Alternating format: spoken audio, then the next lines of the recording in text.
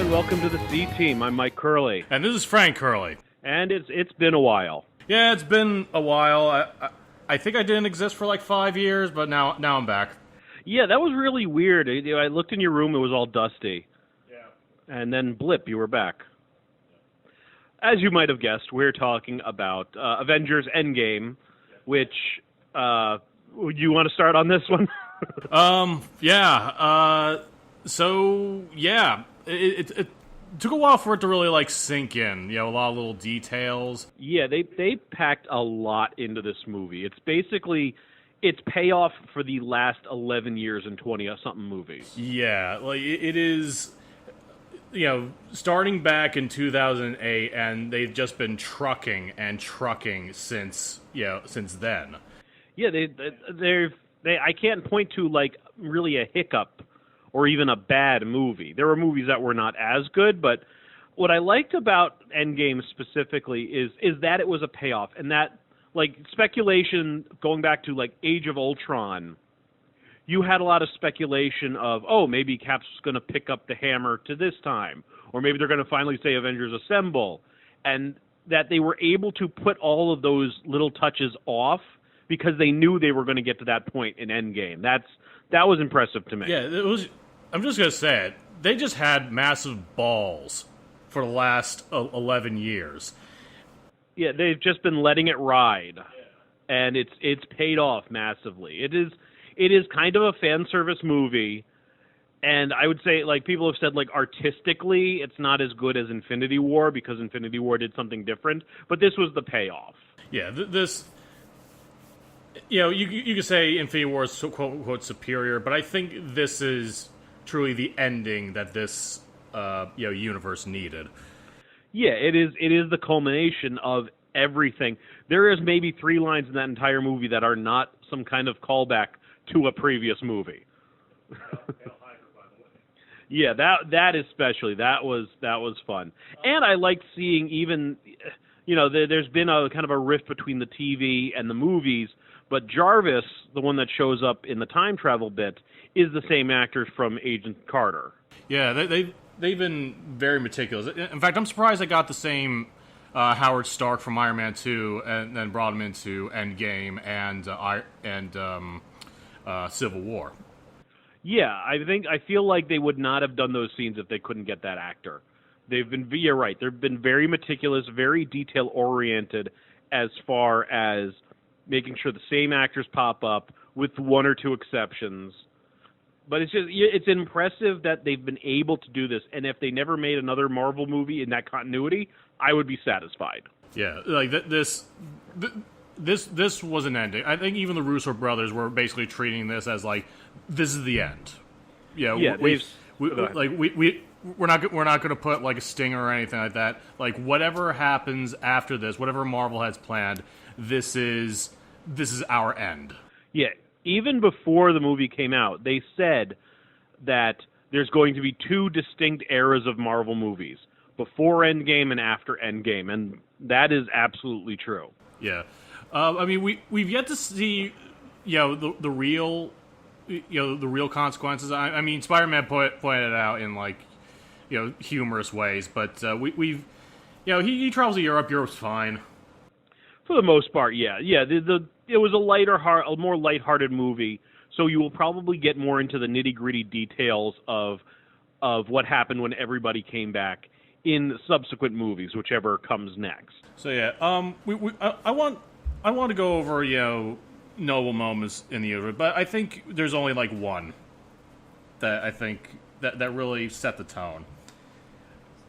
That really set the tone. I am Iron Man. Yeah, that kind of it kind of in one stroke abolished the whole secret identity thing for basically everybody but Parker. And even that, like, yeah, that doesn't exactly last. Yeah, we'll get to that.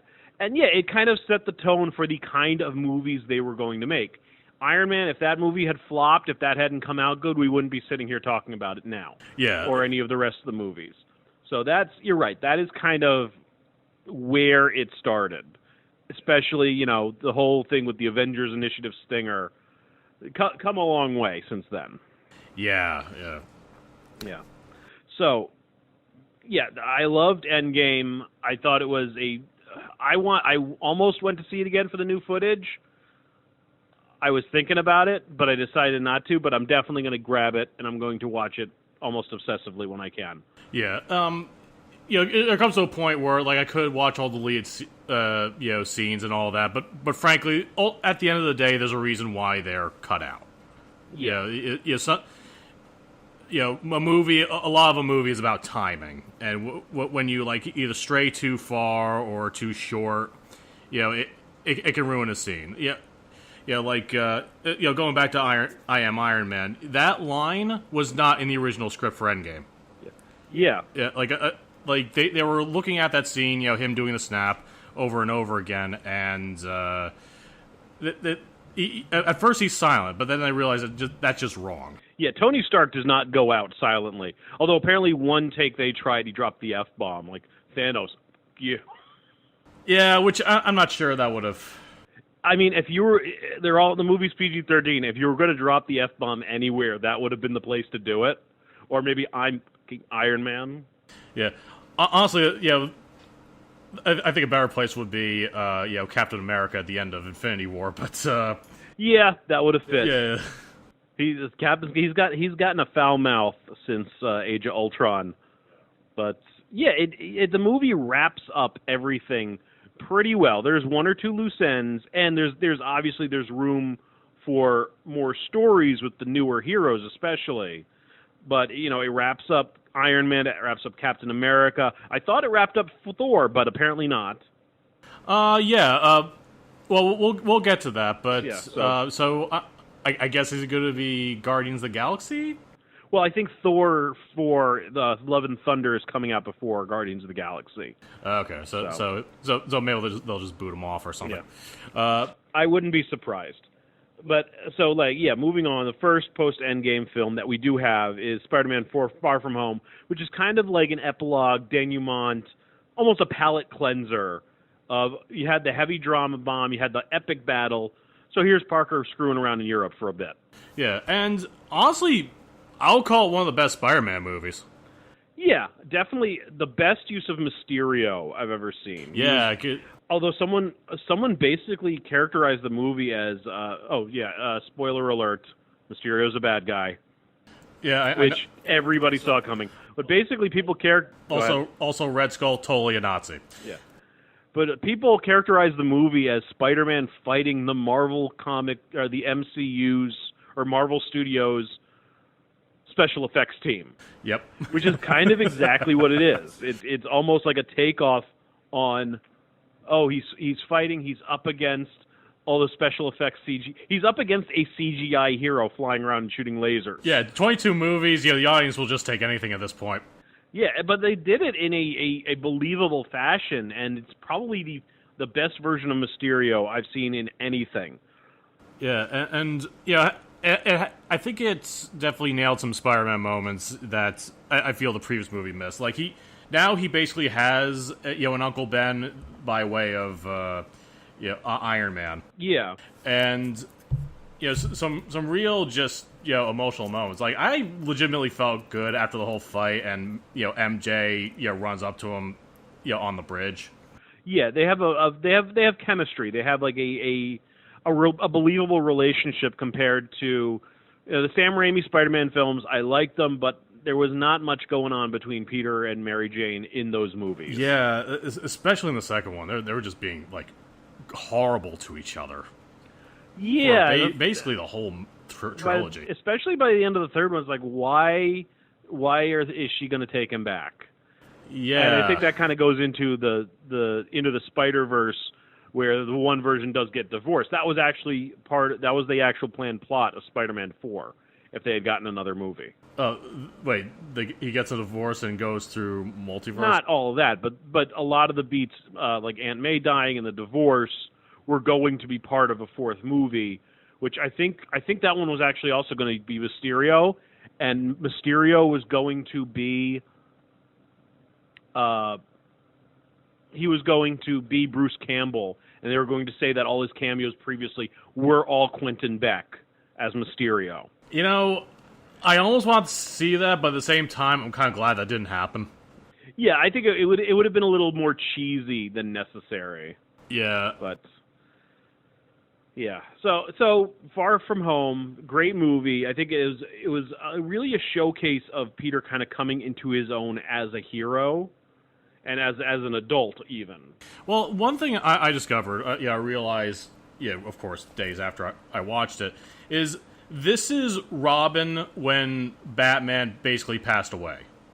Yeah, there have been a lot of comparisons between Iron Man and Spider-Man and Batman and Robin, and I think you're right. This is him kind of becoming almost, the Nightwing, or even, if not taking up the mantle of Batman, he's taking up his own mantle, but he's stepping into those shoes. Right. And, well, the funny thing is, Spider-Man was thought up, initially as the sidekick without a hero. Yeah, he's the original teen hero. Yeah, and, the funny thing is, his editors at the time weren't keen on the idea, but then the magazine started going downhill, and Stanley just said, screw it. I'm just going to draw and write whatever I want. That was popular, and the editor came back and said, that great idea about the teenage superhero? Yeah. Yeah, imagine, I think it was his wife, actually, who encouraged him to just go ahead and do that. And she actually is in Endgame, and she died years ago, but they digitally, recreated her. That she's the person sitting next to him in the car in his cameo. Yeah. Just... So, yeah. Yeah, he doesn't have a cameo in Endgame either. Or in Far From Home, excuse me. Yeah, well, I mean... Enough said. Yeah, I think he did what he set out to do. Yeah. And probably more ways than he even realized. Yeah, I mean, I hope that he got to see at least the filming, some version of the culmination of his life's work. But going back to Spider-Man, I think it's between Phase 3 and this movie, Marvel has definitely improved upon its villains. Yeah, they for a while the villains were all basically the hero but flipped. Yeah. Or someone Tony Stark had pissed off, which is still the case. And this will probably be the case for a while because he pissed a lot of people off. Well, it's kind of the reverse of like the old days with superhero films, because the really the big star was the villain. Whether it's Joker or Danny DeVito or Arnold Schwarzenegger. Yeah. As bad as that movie is, he's at least entertaining. Yeah, you're right. Especially the Batman movies and even the Spider-Man movies. The focus became on the villain. It was less, what's Spider-Man's story and let's see Doc Ock. So yeah, the Marvel movies now, there's a much more focus on the hero's ongoing story. Yeah, and I think it was necessary because Tony Stark was a flawed enough character on his own that he doesn't need a hammy villain. His demons kind of make up for whatever lackluster villains he goes after. I mean, I did like the first villain, Stain. Yeah, he was like the mirror image almost. Yeah, and he had fitting villains, and despite how the Mandarin just kind of, I mean, opinions vary on the Mandarin, but the whole 10 Rings kind of felt danced around. But I think Thanos ended up being a very fitting villain, for him, trying to start a war that hasn't happened yet, just trying to solve problems that haven't even come up yet. Yeah, he was very much intended in this version as like a mirror to Tony Stark. Of he has a goal that he sees as noble, but he's flawed in pursuing it. But you've heard plenty of praise about Endgame and Spider-Man. Now let's look to the future. So yeah, the news dropped last week. Yeah, as we're recording this. Yeah, as right after I finished doing the other outline, Mike reports to me. So there's more to write about. Yeah, we need a major revision here. So they announced what's basically shaping up to be Phase 4, and the surprise I saw was the Black Widow prequel, which I had assumed was going to be like an origin story, but apparently, from what I'm hearing now, is it's set around the time of Civil War. And it's reportedly it involves Taskmaster as the villain, he's kind of interesting because he's a mercenary in the comics, and his big thing is he has a photographic he has a memory thing where if he sees somebody do something, he can do it. Up to and including if he speeds up tape and watches it, he can go that fast. But he doesn't have the attendant superpowers, so if he goes that fast for too long, it hurts. Yeah, I was kind of surprised. I for the record, I didn't know it was set after Civil War until now. I thought this was going to be an origin. But I guess what I'm worried is this going to become another Solo? Because to my mind, we've seen her character developed and like the development we really needed to see. Yeah, just like how Han Solo, I kind of feel like we've seen his development through all those movies, and doing a prequel didn't really add anything. Yeah, I wonder if this is like a victim of it being pushed back, or I wonder how they will tie it into the future because, as again, spoiler alert, she doesn't make it through Endgame. So, but the Endgame also introduced the idea of alternate universes and parallel cells and stuff like that. So I'm wondering if that's going to be a way they can bring her back. Yeah, I do admit when Loki grabbed the Infinity Store in the past, I was like, "Oh, you son of a bitch," because he's going to be back now. Oh yeah, and we'll get to that in a bit. But like my dream for Civil War or for the Black Widow movie is you get a stinger where she's about to meet up with Nick Fury. And, like, you haven't seen Nick Fury for the entire movie so far, and then she turns a corner, and, like, it's David Hasselhoff with the eye patch on. Like, as a signal, this is not our Natasha. And then she turns around, and Clint is there in the quantum suit going, well, trust me, you need to come with me. And, like, bringing her back. That would be my dream. I don't think it's going to happen, but if it does, I will be happy. Yeah, well, I hope a director isn't listening to this right before filming. Just go, damn it! They're already filming, so they've already planned this stuff out months in advance. So, I stopped to think about, like, what prequels I liked in film. Because I've seen plenty of good, like, video game prequels, but I can't think of many good film prequels. Yeah, the prequels are tricky because it's almost like if this was the interesting part of her life, that would have been the main movie. Yeah, and I know Black Widow. I do like her as a character, and I know everyone wants her to have her own movie, but I kind of feel it's a little late for that. Her being dead, yeah, that usually makes it a little late. Yeah, and you're not going to start a franchise unless they pull some quantum time travel bullshit to bring her back. Well, I had an idea of maybe like her and Gamora kind of stuck in like this weird. Oh, in the Soul Stone thing? Yeah, like maybe something like that. Like journey through like other souls that, or like the land of the dead or something like that. I don't know. That seems a little too high fantasy for those characters. They're much more sci-fi and spy based. Well, think about this for a moment, and Marvel, listen up. They're both assassins. Both worked for this wrong side before. I think they could play off each other a lot. Oh, they could. They in a lot of ways, Gamora is Black Widow painted green. Yeah, and I think it would be interesting if we saw a movie, in like that kind of like Land of the Dead setting or whatever the Soul Stone is. And kind of confronting, more directly, certain like ghosts of their past. I don't know that you could make a whole movie out of that. Oh, and keep it like the action-packed, entertaining you'd expect from Marvel.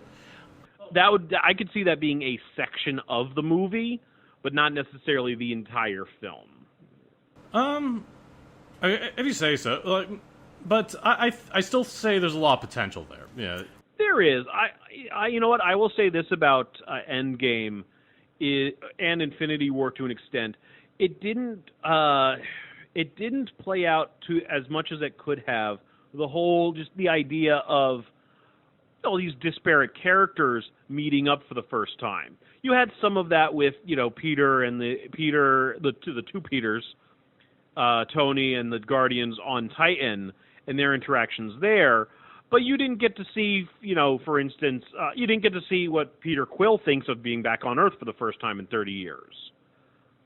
Stuff like that. You didn't get to see, like, real meaningful interactions between a lot of the characters. You didn't even get to see like Nick Fury and Captain Marvel interact at all. So that was if there was a kind of missing piece in Endgame, I feel like that's it. So I would be behind seeing Gamora and Black Widow kind of interacting, but I'm not sure like a Land of the Dead thing could like carry a whole movie. But yeah, maybe not. Oh, maybe it'll be part of Guardians of the Galaxy. Maybe, because I think that the plot there is going to involve at least looking for Gamora. Yeah, and like, it might be a cop out to just have her like just gain memories back, but maybe through the Soul Stone, maybe she can get like a piece. Well, of the herself. Soul Stone's gone, or like whatever realm. Yeah, I could see them bringing back the stones in the sense of like you can't really destroy them. But well, I don't know. That would kind of make it a little cheap for the for Endgame's whole time travel plot. But I don't know. I think they put too much into Gamora, and they brought back the past version of her so they could keep using her. So there's definitely going to be some aspect of that in the third movie. Well, think about it this way: the Soul Stone is destroyed.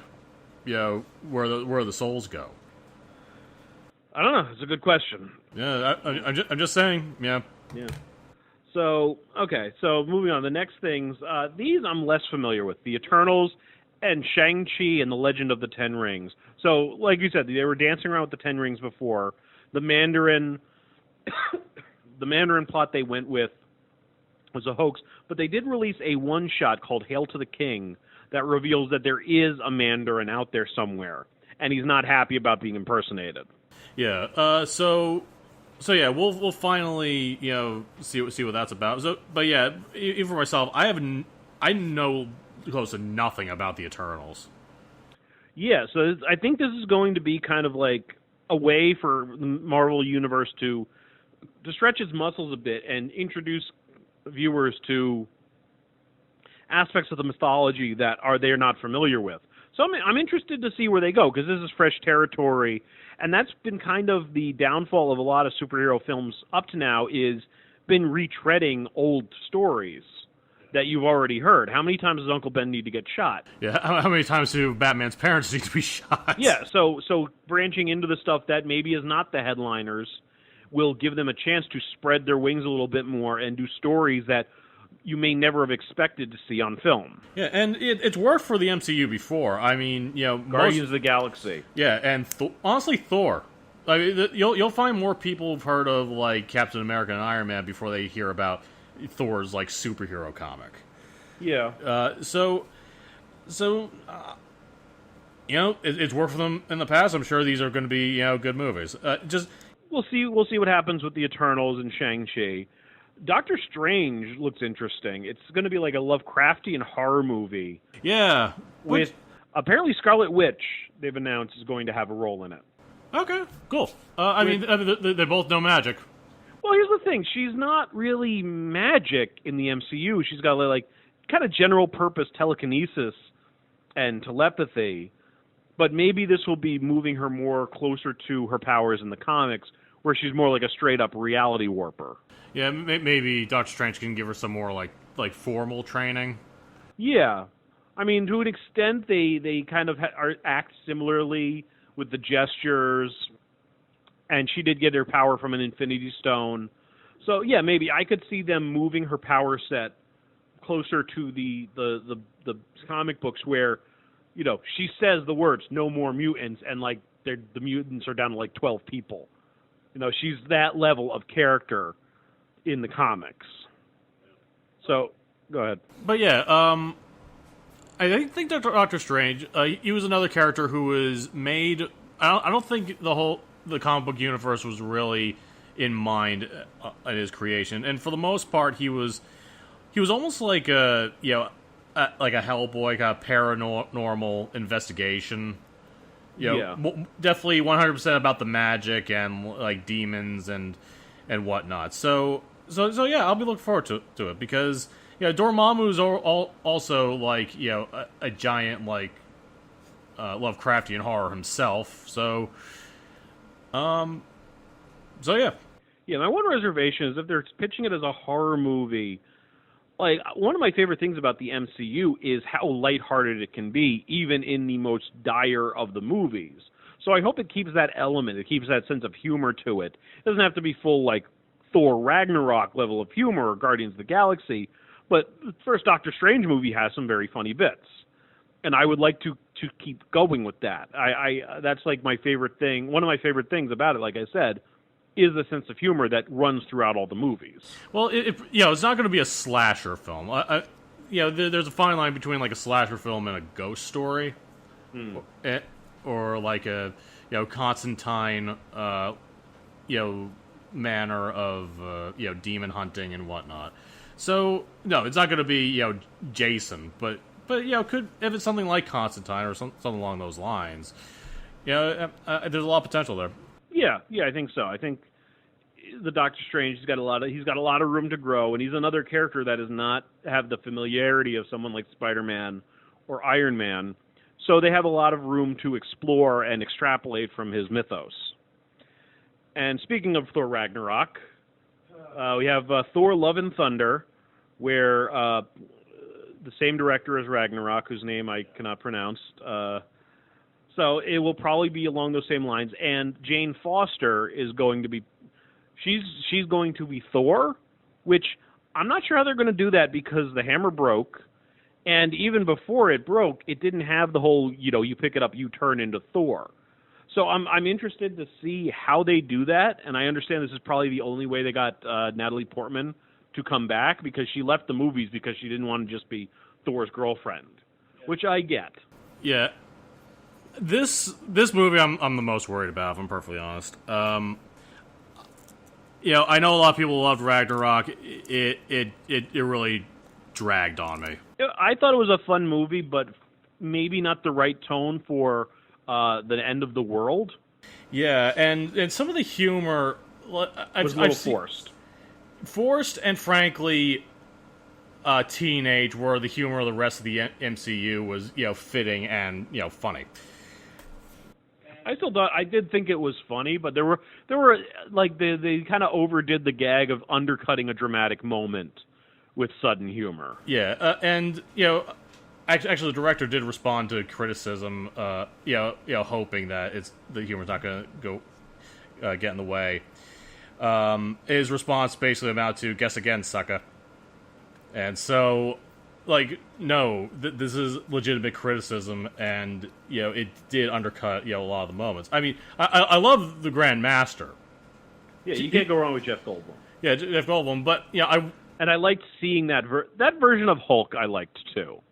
Yeah, but yeah, the humor just kind of dragged everything else down, and I just don't think it's one of the superior films. I disagree. I thought it was a fun film. I had some issues with its tone, but I enjoyed a lot of the humor. So I wouldn't mind a similarly toned Thor: Love and Thunder. I'm interested in seeing how they handle Jane Foster as Thor. Like, is Natalie Portman going to get all muscled up for this? Well, I think you would have to. I think she did remark like, "Take this as my before photo." Okay. Yeah, because the Thor in the comics, when Jane has it, like she's a bulky, like 6 foot something, Valkyrie looking Norse warrior woman, and Natalie Portman generally is not. Yeah, and maybe now that it's no longer about the end of the world, maybe the tone won't be as much of a problem, but it's still like little jokes like Asgard, like really. Yeah. Yeah. Yeah, grow past teenage age at the very least. But as far as Jane Foster, I kind of feel like there are, like, I know she was Thor in the comics, but I can think of quite a few other candidates for it, like Sif. Well, Sif is Sif. She's her own character, own warrior already. She doesn't have to be Thor because she's already Sif.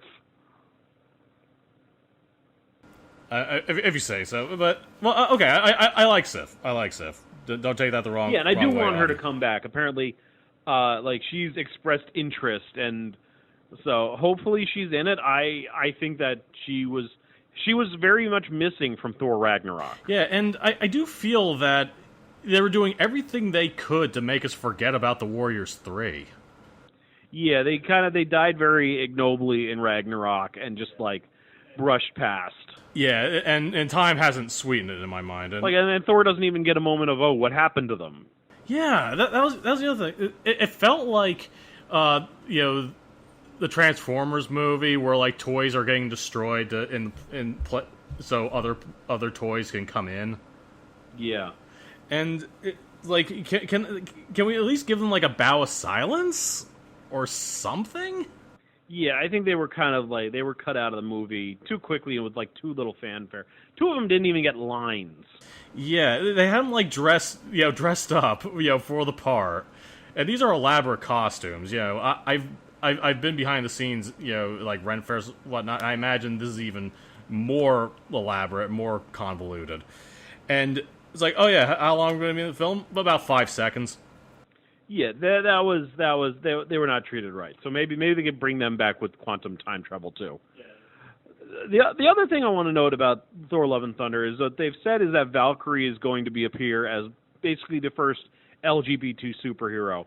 And the interesting thing is they had scripted a scene for Thor Ragnarok that she was basically going to wake up in bed next to a woman. So they decided not to go with that. And the directors have also said, or the director has said, that in the flashback where all the other Valkyries die, there's one that jumps in front and takes a shot meant for Valkyrie. They've said that is her lover. So she kind of already is, at least as far as deleted scenes and what they had planned. So it'll be interesting to see, and that's kind of where, on Twitter, I think either Marvel or the actress herself asked who's going to be Valkyrie's queen, and Jamie Alexander, Sif's voice actress, just was like, okay, I'm throwing my hat in the ring.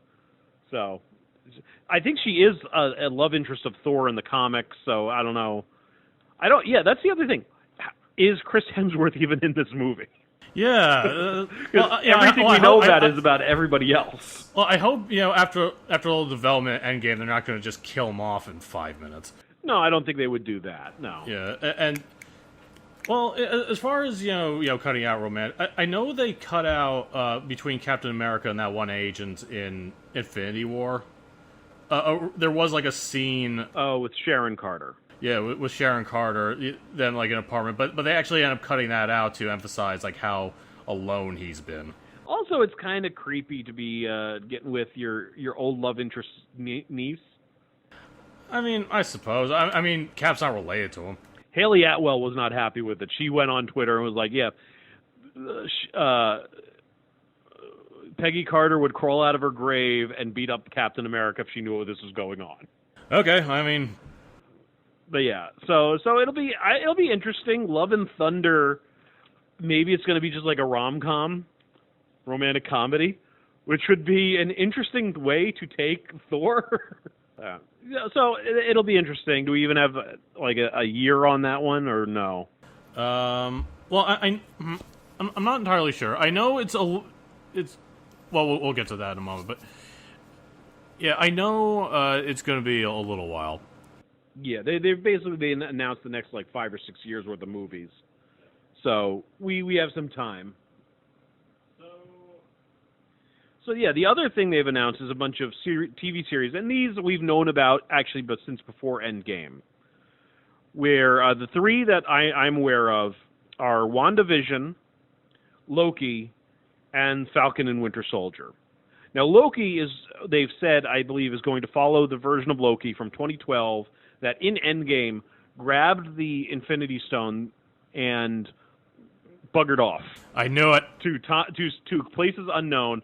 And I've heard that it's going to be like following him as he travels through time and through history, which will be funny. And they have all the original actors for this too. Yeah, that's fascinating considering Good Omens came out.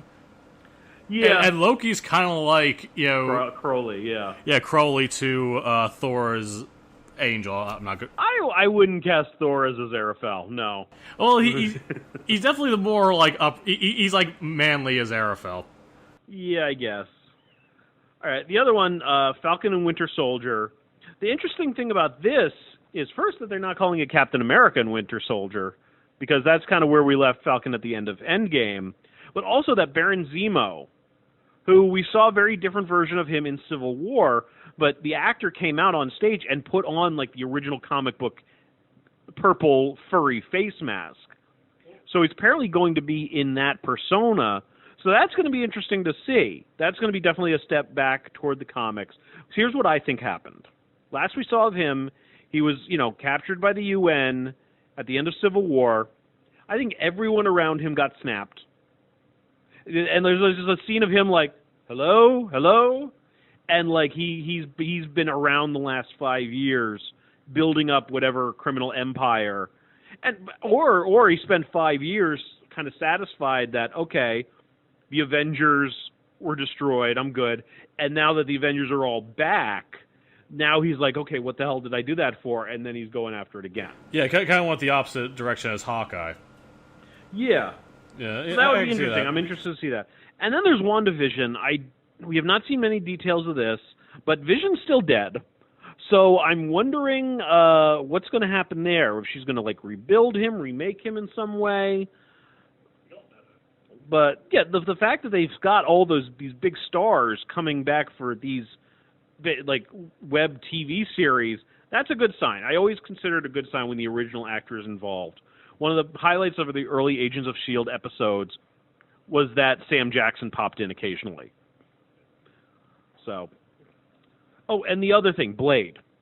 Oh yeah. Forgot about this. Is that a TV show or? No, it's gonna be a movie. Good. Blade is gonna be played by I don't remember his name offhand, and last time I saw it, I'm not sure I could pronounce it.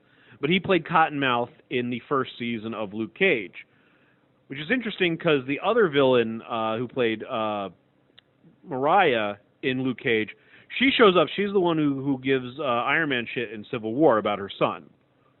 It's the same actress. Huh. So they've brought two people from the TV shows in totally different roles now.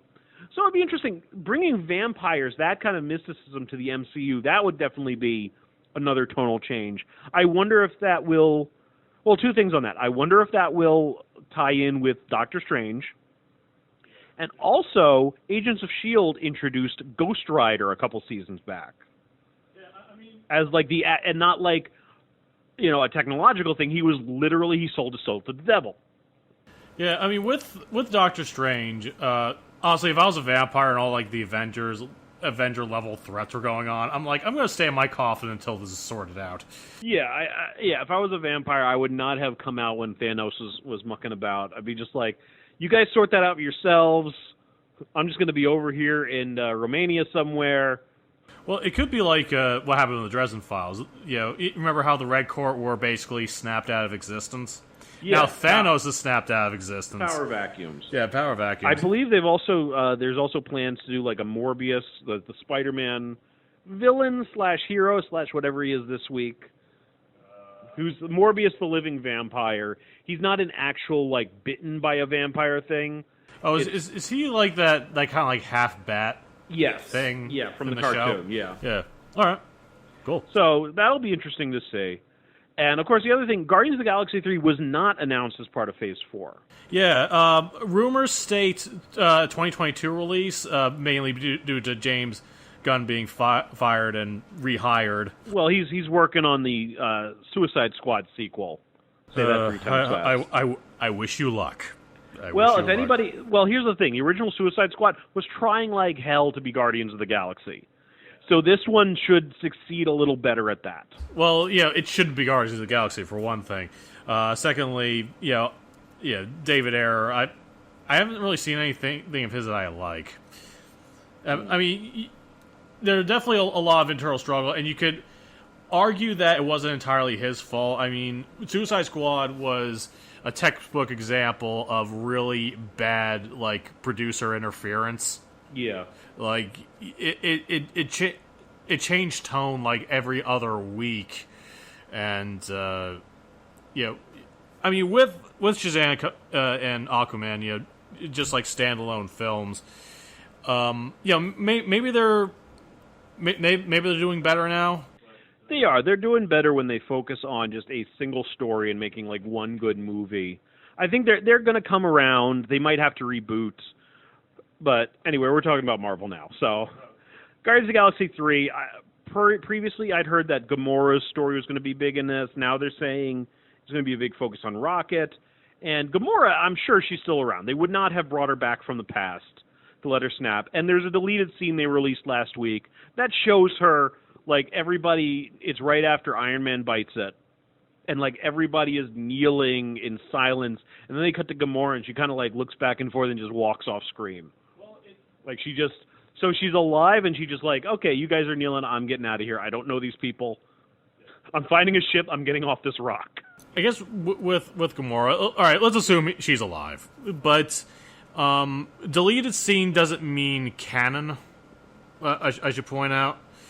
Like, there are definitely scenes in Dark Knight Rises, like one particular line that implied that the criminals didn't have, like, much of a trial at all, and that would have changed a lot in the movie. But that was taken out, and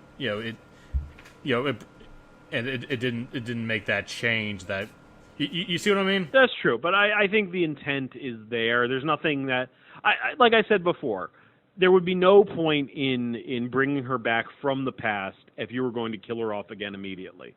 So I think she's alive, and I think Quill is going to look for her, and I think they're probably going to pull some kind of memory trick to bring her back in some way. Either that, or maybe she'll find, like, previous Gamora's diary or something like that. I think there was too much character development there to reset it. Yeah. Well, like I said, the Soul Stone is destroyed. That was hard to pronounce. Yeah. I don't know why. So right. Anything could happen at this point. It can. All right, so what else we got in Marvel? Yeah, apparently I saw a bold statement of 9 more Spider-Man movies. I think that's probably I hope that's an exaggeration, because that was the plan with Amazing Spider-Man. Like, Amazing Spider-Man 2, they announced with, like, 6 Sinister 6 movies. So I think they got to take it one at a time. I wouldn't mind another Spider-Verse. I thought the first one was amazing. It was very good. Probably the best Spider-Man. I could see, like, the Venom movie is interesting because they've basically said that it's not really part of the MCU, but it could be. Well, have you seen it? I have not. Neither have I. But I guess, as opposed to previous, Spider-Man franchises, MCU always has a plan. Yeah, they have a plan. They have a way to go forward, and they've been the most solid, just consistent. Yeah. So I've got faith in whatever's coming next. I mean, counting the Avengers movies as Iron Man movies, let's be honest. You could, yeah. He's the central character in all of them. And plus Civil War, that's like 7 movies where he's the focus. At least a major player. Yeah, at the very least, a focus. Among others, granted. But so could it be 9 more? Probably. I mean, eventually there will be 9 more. Whether it's 9 more as, like, the current plan, that's yet to be seen. But okay, so basically the superhero genre is at I'm not going to say a lull, but it's hit its climax, I think, with Endgame. So the question is, where does it go from here? Yeah, because, the DC seems to be finally sobering up. Yeah, the distinguished competition is getting their act together with stuff like Shazam and Aquaman and Wonder Woman. Yeah, Shazam would be a much better movie than it had any right to be, which is a good sign, because MCU has done that about 15 times. So hey. Yeah, I think the best lesson DC has taken from Marvel is that you can just go ahead and make the comic book movie. You don't have to ground it. You don't have to try and force it to be dark and edgy. You could take the playboy billionaire philanthropist riding around in a gold and red and hot rod red iron suit and just play that totally straight. You don't have to ground him in modern current technology. Yeah, most importantly, don't look at the charts. Just go balls out. Yeah. The best thing about the Marvel movies, like I said before, is that they have fun. Yeah.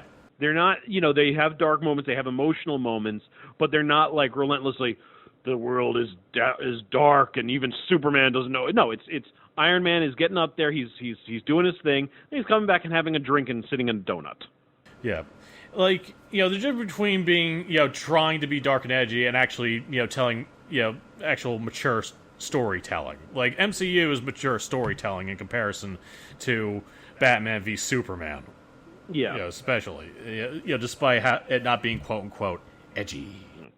As for the MCU itself going forward, I noticed they did not announce another Avengers movie for Phase 4, which I think makes sense. I think you're going to have to kind of start slow again and build up to that, because the original team is basically, it's half of it's dead or 90 years old, and they have basically broken up entirely. So it's going to take a while for the other heroes to reestablish themselves and come back together as a team. Yeah. I wouldn't be surprised if Hawkeye goes like, okay, you suspected me, about to die for like 5 movies. Yeah, I'm they were retired. teasing that a lot. That's a little ridiculous. Yeah, like everyone always had dire predictions for that character. Yeah, especially Age of Ultron, where you meet his family. That was Joss Whedon textbook setting up. Like, he was basically setting up to not die as like a joke almost. Like, you kind of felt like, Nicolas Cage from Face Off was just, aiming the sniper rifle at all of them. So I think the superhero genre is going to still keep going, because there was a lot of stories to tell from both companies and even from the smaller companies. I would like, maybe not another Hellboy for a while. I would like to see, Del Toro take Hellboy again. Yeah, can we have Ron Perlman back? Yeah, because the new one was terrible, apparently. Yeah, well, here's what I'm finding. MCU is succeeding. It almost has like a monopoly on, superhero movies. And other people are trying and, faltering. And it's kind of hard to point at a reason. Well, I think it's just Marvel has set the bar so high that you need to be at least as good to stick around. And I think it's coming around. I think the other effect that Marvel being so good has been is it's opened the door for a lot of stuff you would not normally have seen. Like, Aquaman would not have gotten a movie at all if Marvel hadn't kind of paved the way for, Swims Fast, Talk to Fish to be viable. I mean, there was the meme before was, DC saying Wonder Woman is too unrealistic, and Marvel saying, here's a talking tree and a raccoon with a machine gun. Yeah. So I think in a lot of ways... Wonder Woman would confuse people. Yeah, in a lot of ways, I think Marvel has kind of opened the door saying, yes, we can do the ridiculous stuff, and it will work. Yeah, it will work, because we say it's going to work. So and on the superhero genre, it's easy to say, like Crack.com did about 14, like, after every other, superhero movie, that it's going to collapse, quote-unquote, soon. Yeah, they've been saying that since the original Avengers. Yeah, they've been saying that for a while, and guess again, Cracked. And it's easy to kind of, like, say, is like, they've had their peak and go down, but I do feel that the MCU is just a completely different animal from the past. Yeah, it is. It's a singular vision across, like, the entire universe within it, as opposed to making one movie at a time and just, like, not caring so much about continuity. The Batman movies didn't give half a damn about the continuity from one to the other. And, it used to be just a rule that the third superhero movie is when things start to falter. That used to be just a rule. Yeah, and if you look at the third movies within the Marvel Cinematic Universe, they're generally considered to be, if not the best, then at least among the best. Iron Man 3, Civil War, and Thor Ragnarok are some of the highest regarded movies in the entire series. Yeah, and Avengers had 4 movies and none of them sucked. Yeah, and in there, again, the third one is considered artistically, like, among the best. Yeah, and the fourth one is definitely a conclusion it deserves. And this just isn't the old days. No, you know what it is? They've got people who actually know and care about the characters and the storylines running the show. They're not concerned about just keeping the toys and the 18 to 25 demographic. They're concerned about doing the characters right. And you have phenomenal casting of people who love the characters, who look like the characters, and who can all but embody the characters. Yeah, Like Robert Downey Jr. Yeah, exactly. Yeah, Robert Downey Jr. I don't know that I will ever accept anyone else as Iron Man after Robert Downey Jr. Yeah, I mean, of all like the movie characters, that have come and gone, that has to be the biggest pair of shoes to fill if anyone ever wants to fill them. Yeah, I think you're going to have to wait like 20 years before you try to reboot Iron Man. Yeah, at least like another generation or two. Like, and how would you do that? I mean, I imagine you'd need to wait long enough until Robert Downey Jr. can play the old Howard Stark. And I imagine the MCU will peter out at some point. It has to end, if only because they've run out of contracts. I think you end it. I think the MCU, if it ever ends, it's got to end on a high note. It's got to end on, the heroes beating Galactus or somebody, and like moving forward.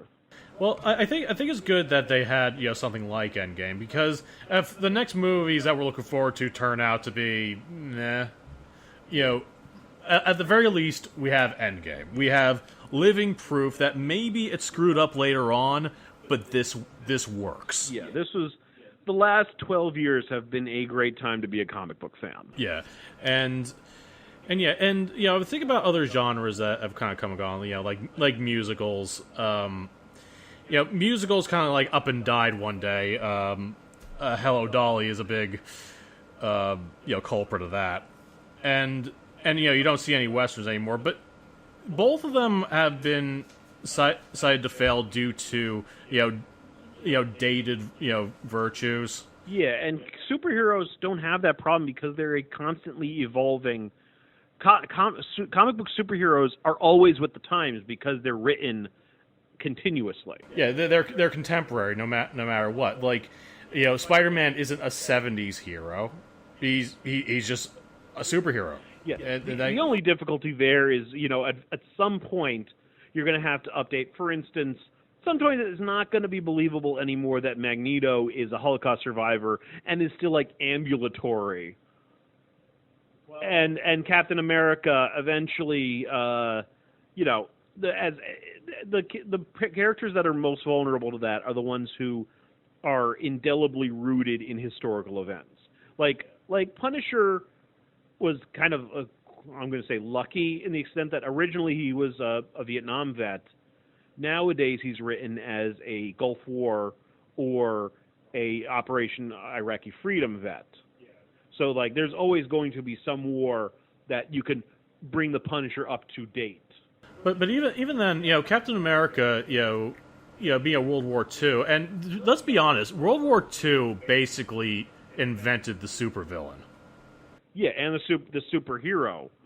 All like most of your that's when most of your comic book heroes that are still around today. Yeah, just giving soldiers hope.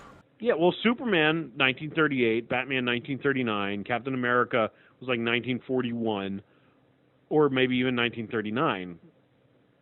Like that was that's where it all crystallized. Yeah, and I think that's what keeps World War II as a focal point. Yeah, that you have. Although Magneto did not become like a Holocaust survivor until I want to say the 70s. When he was first introduced, he was just a generic "I will take over the world" villain. Yeah. Well, a lot of villains, get a lot more. A lot of characters get a lot more depth as you keep writing them because you want to vary it up. But yeah, that's the only thing that, like I said, that's the only dated aspect of comic books. And you've still got some time, and there's always way to cheese it with comic book physics and magic and stuff like that.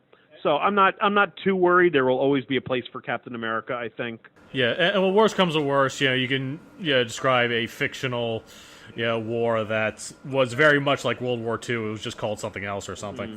I don't know that they would go with that because it's so much rooted in that, but you never know.